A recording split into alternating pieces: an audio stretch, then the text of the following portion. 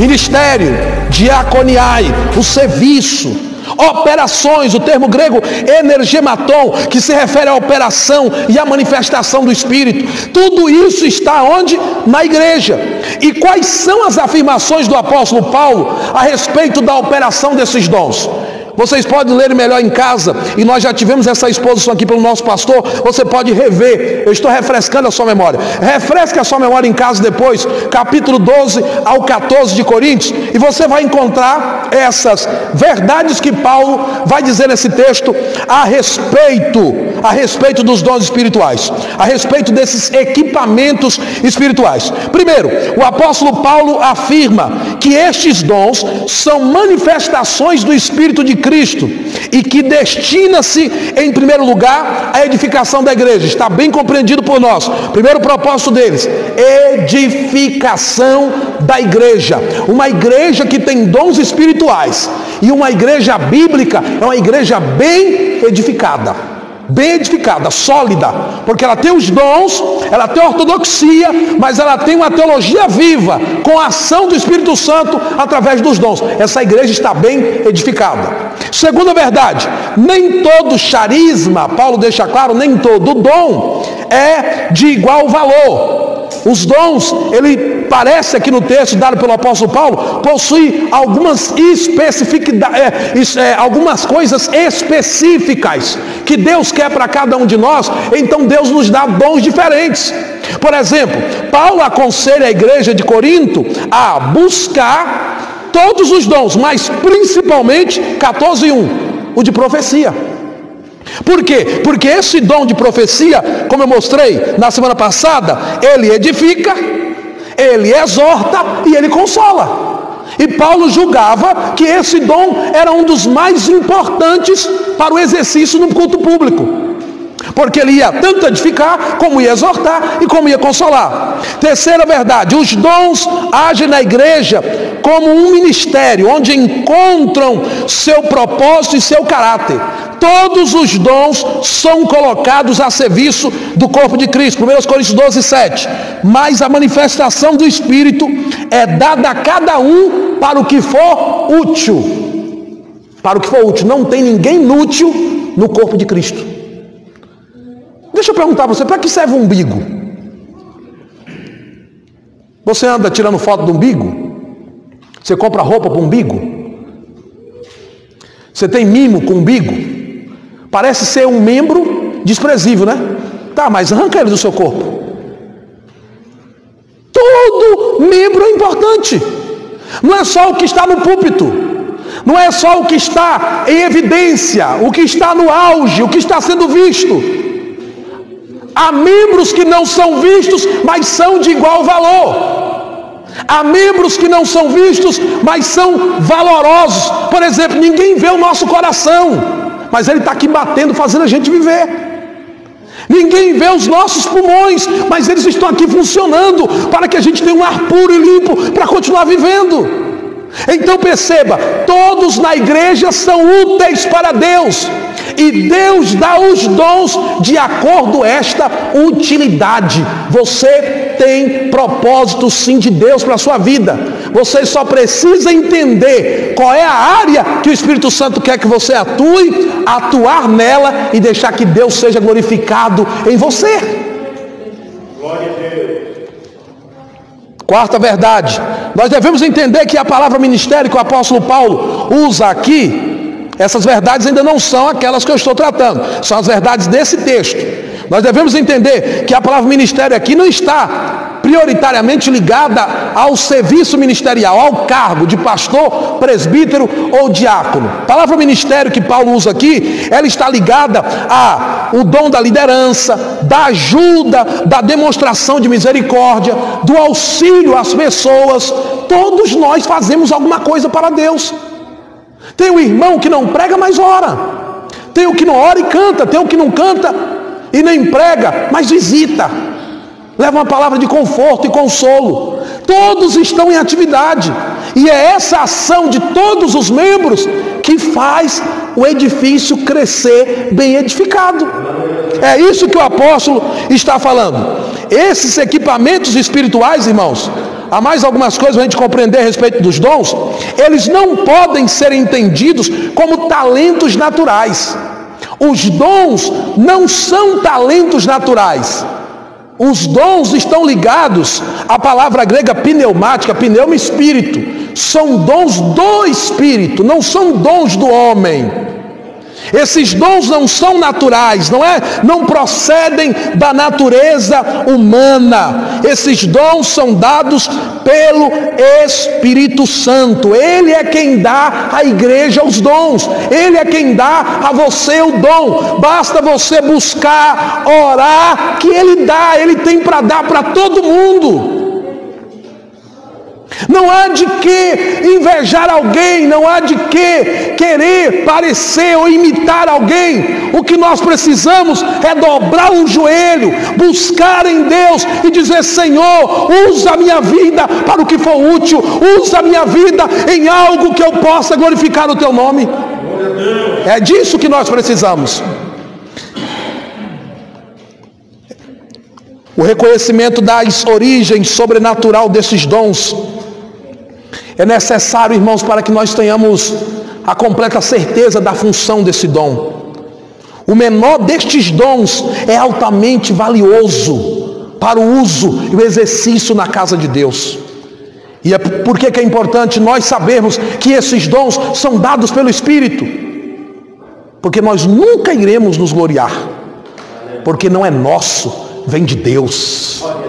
Aleluia, Deus. Quando nós temos essa consciência de que foi Deus que nos deu, emprestou por um tempo, enquanto aqui estamos nessa leve e momentânea vida, quando nós temos consciência disso, nós então entregamos todas as nossas forças, com todas as nossas energias, e nos entregamos ao serviço, ao trabalho cristão. Não temos tempo a perder.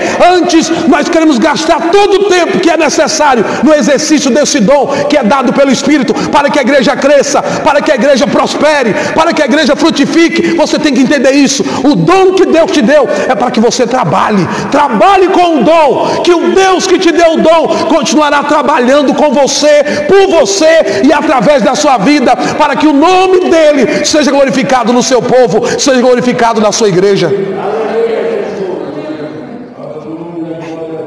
Mas aí o apóstolo Paulo vai entrar no assunto que é um assunto polêmico. Por quê? Eu mostrei para vocês que o Espírito nos deu os dons. Ele nos dá os dons. E nós cremos, como pentecostais clássicos, que esses dons estão em evidência, estão em nosso meio. Só que o apóstolo Paulo vai mostrar aqui os elementos espirituais do culto. 14, 26, acompanhe na sua Bíblia. Ainda o 26. Os elementos, veja só quantas coisas boas esse versículo 26 tem para nos ensinar através dessas palavras, como a edificação. Ele vai citar os elementos básicos de um culto da igreja primitiva. E são os mesmos elementos que acompanham a igreja de Cristo até esses dias. Vejamos. Que fareis, pois, irmãos, quando vos ajuntais? Cada um de vós tem salmo. O salmo aqui é o louvor. Eles louvavam os mesmos salmos do Antigo Testamento. Tem doutrina, termo grego didaskalos, ensino. Tem ensino. Tem revelação. Tem língua. Tem interpretação. Tem tudo. O culto pentecostal tem tudo isso. Só que tem um propósito. Qual é o propósito? Finalzinho, todos juntos? Ou seja, se você fazer alguma coisa errada, não vai dar em edificação. Vai dar em quê? Confusão.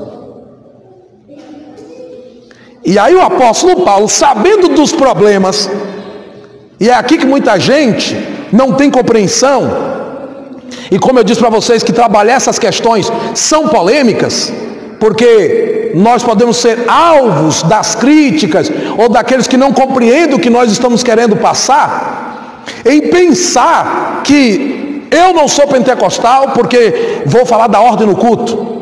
Eu sou pentecostal, creio na atuação dos dons, sou continuista, acredito que o Deus que operou na igreja primitiva opera agora, mas no aspecto do pentecostalismo eu sou totalmente a favor da teologia paulina. Não tem nenhum apóstolo aqui no Novo Testamento que falou mais a respeito de dons espirituais do que Paulo. Aliás, ele sistematizou essa doutrina, a pneumatologia, ou pneumagiologia, como alguns gostam, a doutrina do Espírito Santo e os dons, Paulo mostra aqui. Só que Paulo estava sabendo que na igreja de Corinto estava tendo problemas. Aquilo que era para edificar havia tornado-se motivo de confusão. E o que Paulo vai fazer? Ele vai dar algumas regras para o uso dos dons espirituais. Note comigo, você que está aqui e você que me acompanha em casa, note comigo. Vamos ver as primeiras regras. As primeiras regras são para o uso do dom de língua. Versículo 27 e 28. Acompanhe comigo. E se alguém falar em língua desconhecida, faça-se isso por 2, ou quando muito 3, cada um por sua vez, e que haja intérprete. Primeira coisa, Paulo está dizendo que no culto público não se pode haver confusão. Então ele vai começar a ordenar: falar 2 ou quando muito 3 em língua. E se caso for continuar, que haja intérprete. Mas por que Paulo disse isso? Vocês querem saber por que Paulo disse isso? Capítulo 14, versículo 12 e 13. Acompanhem comigo aqui. 1 Coríntios capítulo 14, versículo 12 e 13. 1 Coríntios 14, versículo 12 e 13. Veja por que o apóstolo Paulo disse isso. Capítulo 14, versículo 12 e 13. Se algum irmão encontrou, pode ler para nós. Assim também vós, como desejais dons espirituais, procurai sobejar neles, para a edificação da igreja. Hoje vocês vão sonhar com essa palavra. Veja que Paulo não abre mão dela. O propósito dele é o quê? Edificação. Ele não abre mão dela. O propósito é esse: edificar. Pelo que o que fala língua estranha, ore para que possa interpretar. Então ele está dizendo, se tiver intérprete é bom, porque enquanto ele fala, os outros saberão o que eles estão falando. Por exemplo, nós estamos aqui no culto, levanta o irmão e começa a falar língua estranha e todos nós estamos em silêncio. E ele fala, e depois ele senta. Você não entendeu nada. Você talvez até estava tendo ali uma mensagem profética. É que ele é proibido de falar? Não, Paulo diz, não proibais falar. Mas ele está organizando. Não adianta também a pessoa levantar, falou. E o que nós entendemos? Não houve utilidade. Então nesse caso ele pode, assentado mesmo, falar consigo mesmo. Por quê? Porque ele está se edificando. Ele está edificando a ele próprio. Agora, por que é importante ter um intérprete? Segunda regra. Por que é importante ter um intérprete? Porque o intérprete interpreta e passa a mensagem daquela língua estranha. Veja agora os versículos 18 e 19 do capítulo 14. Capítulo 14, versículos 18 e 19. Veja o que o apóstolo Paulo vai dizer. Acompanhe aqui comigo, todos juntos. Vamos lá no 3? 1, 2, 3. Dou graças ao meu Deus, porque falo mais língua do que vós todos. Paulo parece até que está sendo meio orgulhoso, né? Falo mais do que todo mundo. Agora veja o 19. Veja o 19. Todavia, eu antes quero falar na igreja. Quero falar onde? Na igreja. 5 palavras na minha própria inteligência, para que possa também instruir. Vamos acompanhar. Veja o que ele diz no versículo de número 22. De sorte que as línguas são um sinal não para os fiéis, mas para os infiéis. E a profecia não é sinal para os infiéis, mas para os fiéis. Ele está dizendo aqui que as línguas são um sinal. E ele diz que ele fala mais do que todos, mas que ele prefere no culto falar como? Palavras inteligíveis, palavras compreensíveis, palavras que as pessoas possam entender, palavras que as pessoas possam compreender. Ainda nesse mesmo capítulo 14, ele vai deixar bem claro que não adianta Se uma pessoa que não é cristã chegar no ambiente de um culto pentecostal e ele encontrar todo mundo falando língua estranha, Paulo mesmo diz: porventura não irão dizer que vocês estão loucos? Porque ele não compreende aquilo, porque ele não entende aquilo. Tem pregadores que eles vão pregar, eles passam mais tempo falando língua estranha do que pregando, ensinando. Tem cantores que vão cantar, erram a letra, língua estranha. Vocês já viram isso? A pessoa está pregando, esqueceu o texto, língua estranha. Agora eu pergunto, ele não está edificando nem a igreja, nem ele mesmo, porque ele não está falando aquilo espiritualmente, ele está tampando um furo. É isso que Paulo está dizendo. É necessário ter ordem. Não havendo intérprete, permaneça calado, falando apenas consigo e com Deus. Aí ele está dizendo no 23: se pois toda a igreja se congregar no lugar, e todos falarem língua, e entrarem doutos ou infiéis, não dirão porventura que estáis loucos? Façamos um culto racional. Isso não é dizer que eu não creio em língua. Isso aqui é ordem, é edificação. É isso que Deus quer. Nós participamos de certos cultos e aquela barulhada, e língua daqui, língua de lá, aquela coisa toda. Aí quando termina o culto, você pergunta para a pessoa: e aí, como que foi a mensagem? Foi um fogo tão grande que eu nem lembro, pastor, qual foi a mensagem. Não lembro de nada mais, porque o culto não foi inteligível. E os pentecostais, os neopentecostais, que é o pentecostal clássico, ele é bíblico, mas o neopentecostal, irradiado pela sua emoção, ele leva isso em conta. Ele leva isso em conta, porque ele dá mais valor à emoção do que à racionalidade. Veja que Paulo está trazendo a igreja de Corinto para uma razão espiritual, para um entendimento espiritual. E é isso que nós precisamos entender. Vejamos agora as regras do apóstolo em relação à profecia. Em relação à profecia, versículo de número agora 29 a seguir. Vamos ver as regras. Vimos as regras em relação ao dom de línguas. E falem 2 ou 3 profetas, e os outros julguem. Muito parecido com a regra para o dom de línguas. Fala 2 ou 3 profetas. E os outros, nós já vamos ver essa regra aí.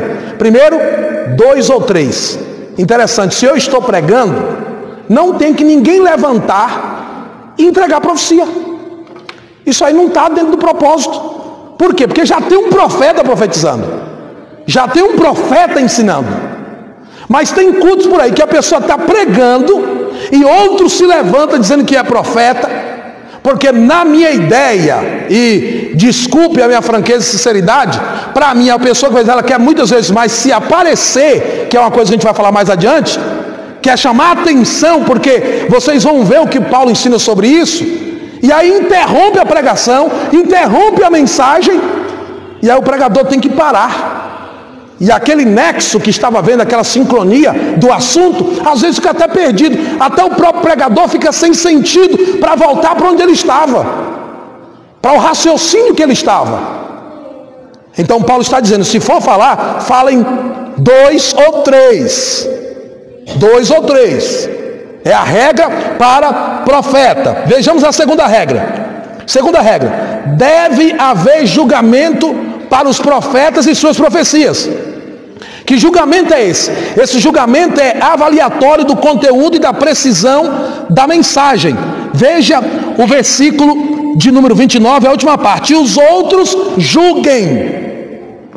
Atos capítulo 20, versículo 30. O apóstolo Paulo, discursando para a igreja de Éfeso, para os líderes da igreja de Éfeso, ele diz assim, capítulo 20, versículo 30: e que de entre vós mesmos se levantarão homens que falarão coisas perversas para atrair os discípulos após si. Tem pessoas, como eu disse e repito, que inventam profecias, inventam mentiras para atrair as pessoas. Ele olha para a pessoa, inventa uma história, uma falácia bem óbvia.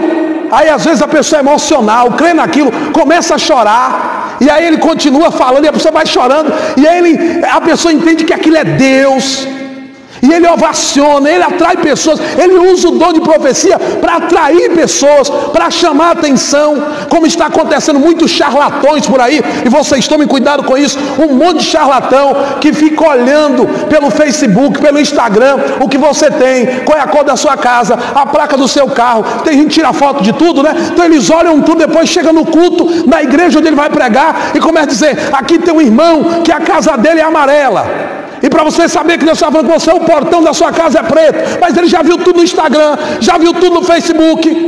E as pessoas, esse homem é profundo. Esse homem revela o profundo, o oculto e o escondido. O único que conhece o oculto, o profundo e o escondido é o Deus de Daniel 2:22. Ele revela o profundo, o oculto e o escondido. Homem nenhum tem essa capacidade.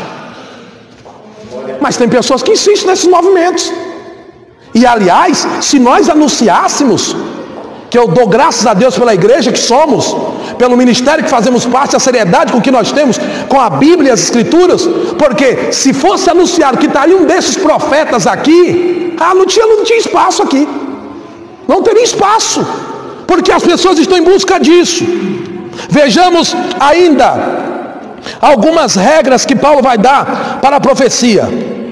Aí ele diz, versículo de número 32, 31, porque todos podereis profetizar, uns depois dos outros, para que todos aprendam e todos sejam consolados. Então não pode ser todos os profetas juntos, é uns depois dos outros.